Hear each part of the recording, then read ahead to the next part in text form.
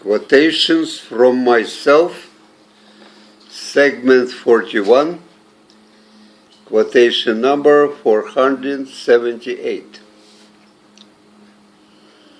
Short of directly harming them, nothing seems can put you as effectively in a bending standing with others as trying to give them a good advice. For the inevitable and prominent feature of the good advice is the suggestions to look at any given problem or situation realistically and to discard any false expectation and wishful thinking. And who likes to do or even to hear that?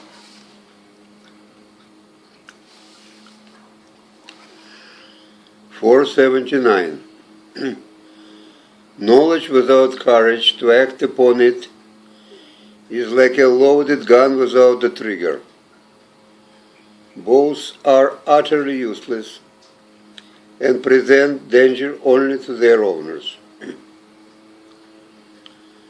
480. Every man sooner or later has to reconcile himself to the life of the ever-diminishing physical capabilities. For though the spirit is as willing as ever, the flesh is getting progressively weaker all the time. 481. If I had to die a violent death, I would rather, given a choice, do it as a fully aware of being doomed fighter than as futilely hopeful and defenseless victim. 482. It is not only easier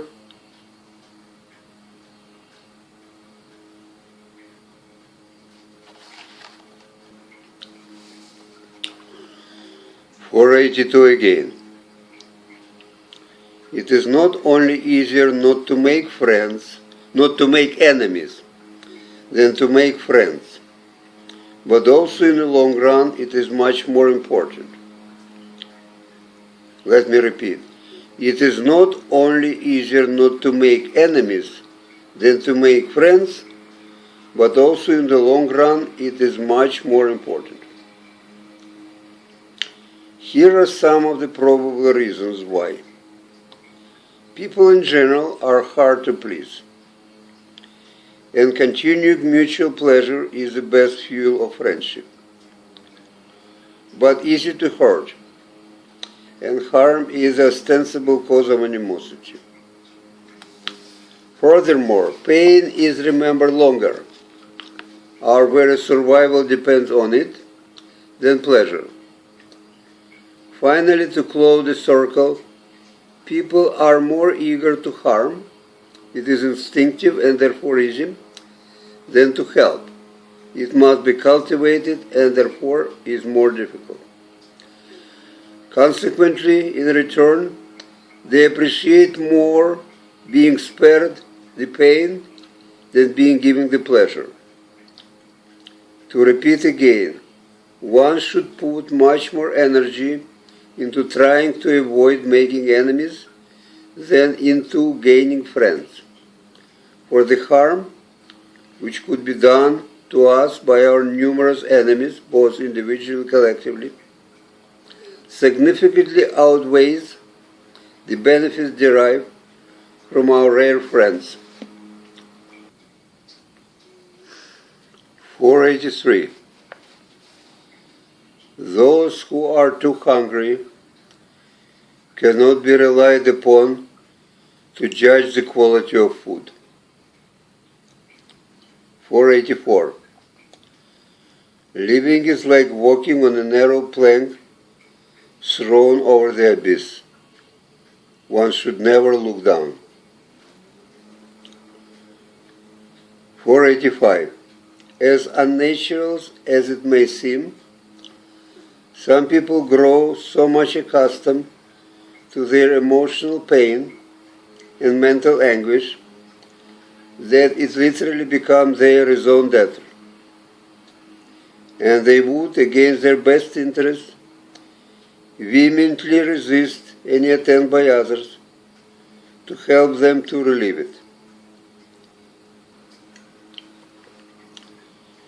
486. People either understand each other right away or not at all, and no amount of trying to understand can change the simple fact we are all familiar with, but seldom willing to acknowledge. Instead, the harder they try, the more disappointment and frustration, or even anger, the both sides feel. For a listener does not understand the speaker unless what the speaker is saying is a direct verbal expression of what he, the listener, is feeling and thinking, provided in addition the speaker is using the words the listener himself would have used if he had to say the same thing. Needless to say, such an affinity is extremely rare. 487. A man speaking to a woman in general, and a husband speaking to his wife in particular, has to be fully aware of the danger inherent in such a conversation. For every statement he makes, every word he utters, have the potentiality of being self-incriminating. 488. As the world is getting smaller and smaller, the knowledge of geography is becoming more and more indispensable to tell the good people from the bad ones. For the ever-growing awareness of each other, instead of diminishing old racial prejudices, seems to be producing quite an opposite effect. 489. The more I observe animals, the more I understand people. 490.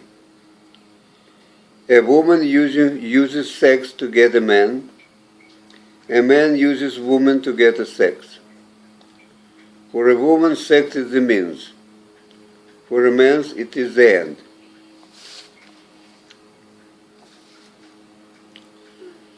491.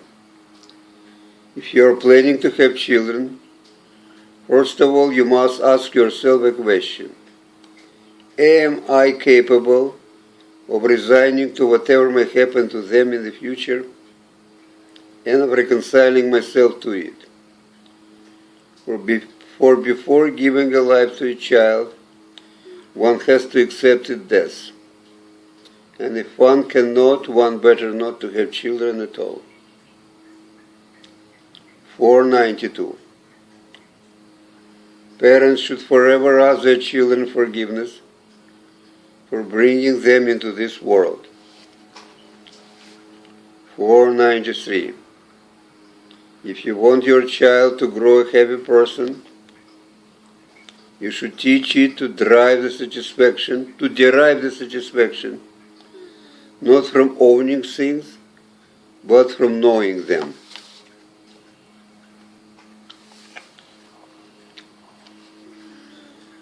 494.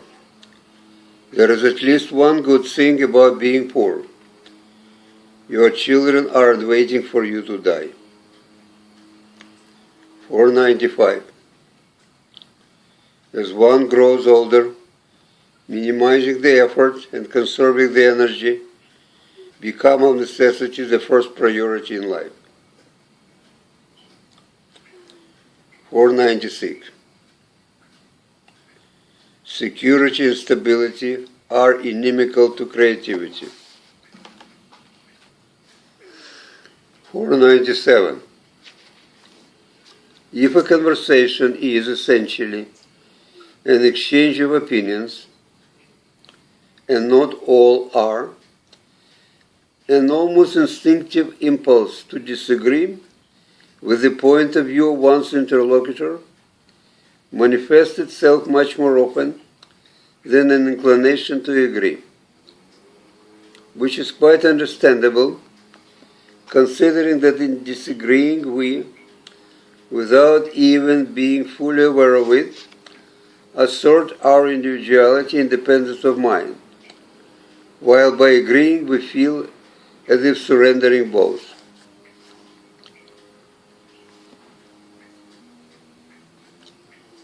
(498)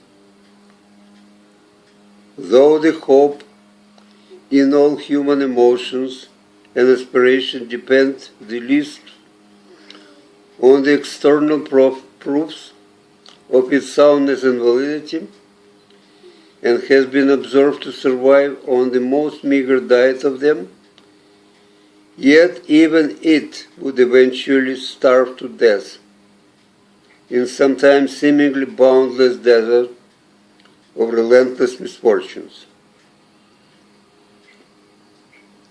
499. While happiness is enjoyed unquestioningly, misery is forever looking for causes and culprits. 500. In ours, ever so increasing enlightened and liberated times, to understand something or somebody malevolent and destructive means more and more to accept it as the inevitable, and then by implication even to condone it.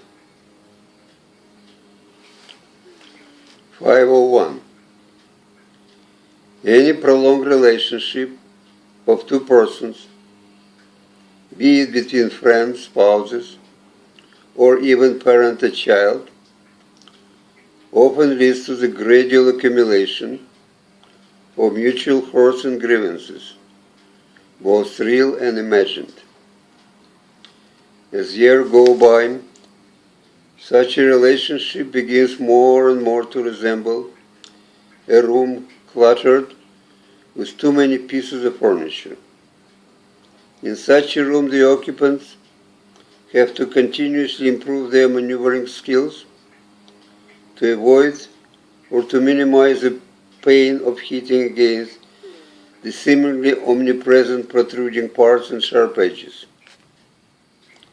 But eventually, no amount of adroitness and dexterity can protect them from harm, and if they want to continue staying in this room together, they have to periodically clear it at least of some, preferably the oldest objects.